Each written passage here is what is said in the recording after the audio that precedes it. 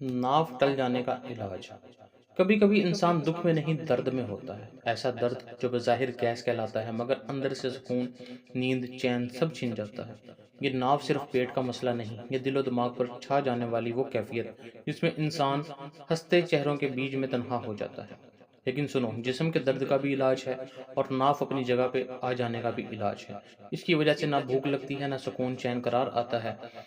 जिस्म का दर्द भी इलाज होता है और नाव को वापस लाना भी ये एक इलाज है। रूह की बेचैनी का भी इलाज है। बस नियत, यकीन और दुआ की ज़रूरत है।